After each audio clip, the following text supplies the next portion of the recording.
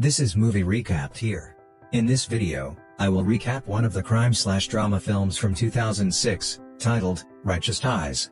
So without further ado, let's get started. At the start of the movie, we see a bunch of inmates at a maximum level penitentiary trying to make their way out through a tunnel that they have dug. The plan unfortunately fails, so they revert to something more dangerous. The inmates gather in the open field, face the giant wall next to them, and run at it at full speed. The plan is to strike the wall at once and break it into pieces. Following this, the movie flashes back to a few months earlier. We are introduced to the protagonist, a notorious and fearless gangster named Sung, who works for a wealthy billionaire named Kim. He is infamous for beating up, threatening, and even killing people if required. One day, Sung is ordered to take out a scientist named Choi, so he heads there along with his gang. The old man begs for his life and even offers the gang a lot of cash, but every single one of them refuses. When Sung gets bored, he lunges towards Choi with a knife, and the screen fades to black. In the next scene, we get to know that the gangsters were surprisingly apprehended by the cops. As for the old man, he has survived the assassination attempt with only minor injuries. A prosecutor corners Sung and forces him to reveal the name of the organization he works for. He even promises to reduce his sentence to just 2 years in exchange for the invaluable information. However, Sung refuses to open his mouth. He would rather die than rat his boss out. At last, the case goes to a hearing, and Sung is sentenced to 8 years in a maximum level prison. While his boss Kim is proud of his loyalty, he is also nervous that someday Sung might open his mouth. Later, when Sung is being escorted to his cell, he hears someone whistling and immediately recognizes it. In the blink of an eye, he fights off the guards, breaks free from them, and rushes to the place where the sound is coming from. Sung is shocked and delighted when he sees that his best friend and old associate Soon Tan is still alive. Sometimes I think Soon Tan is still alive too, but then I just burn. It turns out the latter had been sentenced to a death penalty a few years ago for murdering someone. Later, the two catch up in the playground and reminisce about their childhood. Soon Tan also inquires about his family, and when he learns that his parents have passed away, he becomes dejected.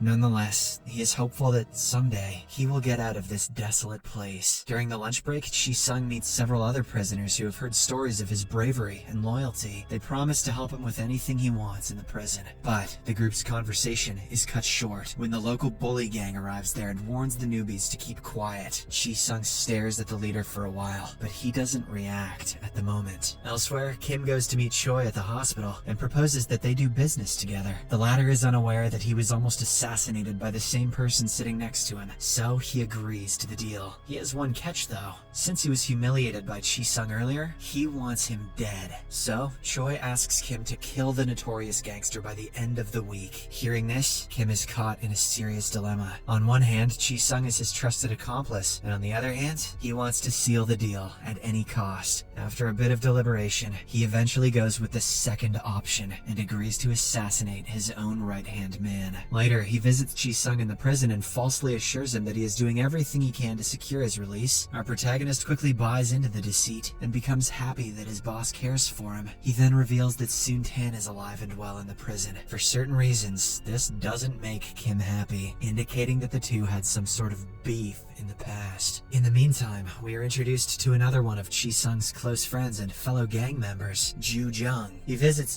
Sung's home and informs his parents about the recent developments. Surprisingly, the old couple are not surprised at all, since their son was always a notorious criminal. As the three continue chatting, we are shown an old picture on the wall, which reveals that Ju Jung, Sung, and Soon Tan have been best friends since childhood. They grew up together and became gang members together. Back in the prison, once all the guards are away, Sung's cellmates reveal a secret tunnel they've been digging for months. They are actually planning a prison break. Sung is both impressed and tempted by their plan, but he knows that a small mistake can lead to dire consequences. In another cell, the group of bullies violently attacks an innocent inmate named Moon Soo. The following morning at breakfast, Sung sees Moon Soo's bruised and tear-streaked face and feels a pang of sympathy. Unable to withstand the injustice anymore, he surprisingly retaliates against the bullies by delivering a severe beating on them. All the other inmates can only watch in awe as a single man takes down an entire gang. Though Chi-sung's actions earn him a lot of respect, they also land him in solitary confinement. Elsewhere, the scientist Choi takes Kim to his factory and reveals that he's extracting a deadly serum from a rare Japanese plant. This serum can kill people in an instant without any pain or discomfort. Choi offers to sell the serum to Kim, but with one crucial condition: Chi-sung has to be killed first.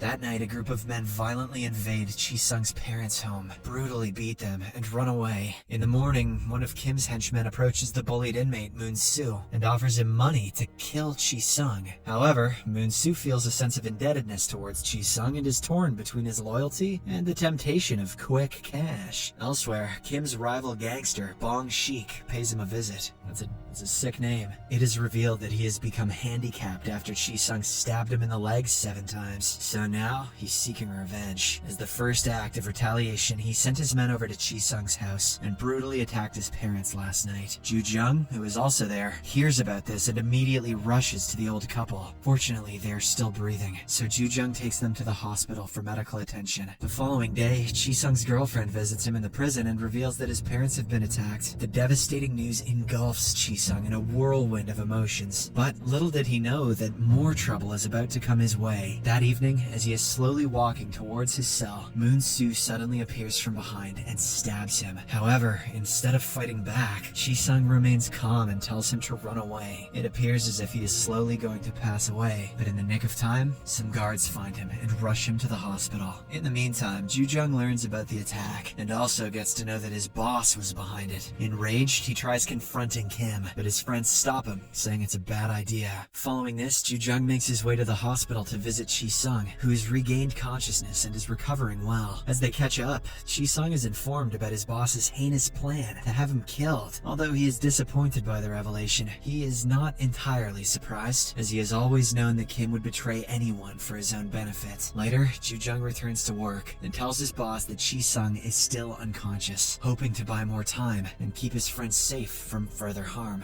In the next scene, Chi-sung makes a triumphant return to the prison, and his fellow inmates celebrate his survival. But rather than resign himself to a life behind bars, he begins to plan a daring escape with his cellmates. They communicate with their associates on the outside in code language and carefully plot their escape. One night, they execute their plan and crawl through the vents, making their way towards the sewer system. But as they reach a fork in the tunnel, they are faced with a difficult decision. One path leads to an army base, while the other leads to an airway base. Unsure which path to take, they decide to return to their cell and regroup. The following morning, the group starts digging an underground tunnel, hoping to find the correct path to the airway base. They work tirelessly for weeks, putting in all their efforts and sweat. But one day, the prison warden announces that everyone is being shifted to the 2nd floor. After their tunnel plan falls through, Chi-sung and his group come up with a new plan to escape the prison by destroying the old surrounding wall. They attempt to push it down every day during their break time, but only end up hurting themselves. The guards watch this from their towers, but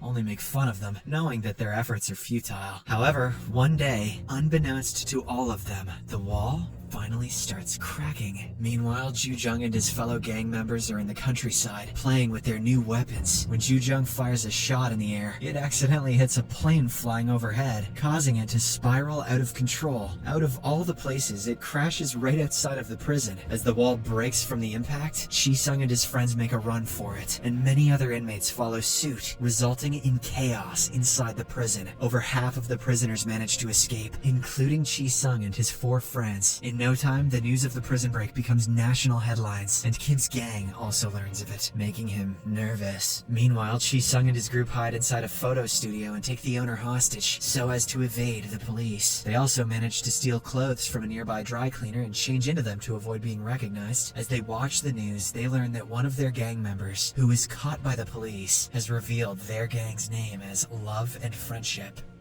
Hell yeah. Translated to English, that's the worst gang name of all time. Despite their dire situation, the group is taken aback by this name, and can't help but to laugh at it. Oh, okay, it's bad regardless. While in hiding, the hostage woman is forced to cook for them, and surprisingly, she does it willingly and with care, as if they were her house guests. Soon, Chi-sung's girlfriend arrives with phones and money for everyone. She is happy to finally be with her man, but due to safety reasons, he abruptly breaks up with her and tells her to stay away. With the police still searching for for them, the group discusses their options and what they should do next. They know they cannot hide forever, and must come up with a plan to either escape the country or clear their names. However, Chi-sung firstly wants to take revenge against the people who attacked his parents. The group is skeptical about the idea, but they eventually decide to join him. As the first phase of their plan, they sneak inside Bong Shik's hideout and brutally beat all of his men up. Then Chi-sung corners Bong Shik in his car and stabs his other leg several times, making sure he can never walk again. Meanwhile, due to the news of the prison break, Choi finds out that Chi-sung is still alive and becomes enraged. He confronts Kim about the lie and decides to back out of the deal, but this only enrages the cunning billionaire. He attacks Choi brutally, calling him a good-for-nothing scientist. In the next scene, we see that Chi-sung is hell-bent on taking down his former boss Kim, but when he reaches the hideout, he is stopped by his best friend Ju Jung, who is still loyal to the billionaire. Both of them ask each other to step away, but when neither of them budge, a fight ensues. Chi-sung obviously emerges victorious, and once he is done with his friend, he and his group take down the other gangsters. Amidst all this, Chi-sung notices Kim trying to escape, so he follows them in a car. But once again, Ju Jung stops him, this time with a gun in his hand. Chi-sung warns his best friend to get out of the way, but when the latter doesn't move, he has no choice but to drive at him at full speed. In the last second, Ju Jung shockingly puts his gun away, revealing that he never intended on pulling the trigger. But by this time, it's too late, as Chi-sung fails to stop the car in time. He crashes into his best friend and seriously injures him. Riddled with guilt and sorrow, he immediately loads Ju Jung into the car and drives him to the hospital. Meanwhile, all his friends are arrested by the cops, one after the other. Chi-sung himself is chased by several police cars through the busy streets of Busan. He has the chance to escape via a dark tunnel, but he decides to stay on the road and reach the hospital. Unfortunately, the decision turns out to be the wrong one, as the cops soon corner him. As Chi-sung comes out, he notices that Kim is also at the same junction coincidentally. In a fit of rage, he takes out a knife and attempts to kill the billionaire. But right then, a half-dead Ju Jung gets up and shoots Kim